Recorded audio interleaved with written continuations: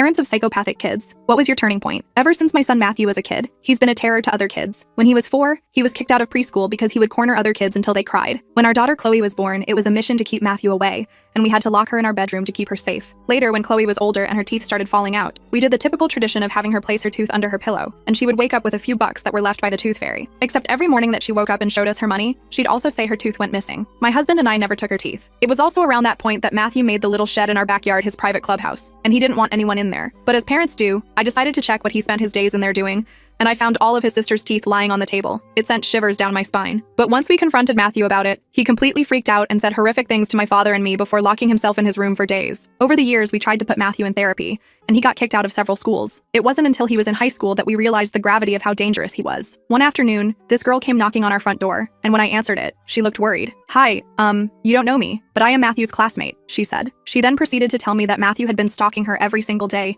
and she didn't know who else to turn to. Nobody was helping her, but she feared for her life. My heart dropped as I felt the fear in her voice, and I thanked her for letting me know while apologizing profusely. I told her that I would speak to him, but deep down, I knew that nothing I said would stop him. So that afternoon, once I spoke to him about the girl coming by, he exploded and started throwing chairs around the kitchen. I had to run to the master bedroom to hide from him. The last thing I heard him yelling was, "You're going to regret this. You know, you and everyone else in the world," before he ran off and locked himself in the shed. I didn't see him come out for the rest of the night, and after my husband came home, he was furious to see that the kitchen window had been broken by Matthew's outburst. "I'm going to speak to him. Maybe he will take it from a man," he said before going over to the shed. But the next thing I heard was a blood-curdling scream from my husband. I ran over to see what happened, but he had fallen over on the floor and was crying. "Don't look," he said, but I ran over. And once I walked in, I saw Matthew's body. He had taken his own life. It was a terrible day, and our entire family had extensive therapy for years afterward. But something I have never admitted out loud to anyone is that I sometimes feel happy for the way things ended, because otherwise, I can't even imagine the number of people he would have made suffer throughout his lifetime.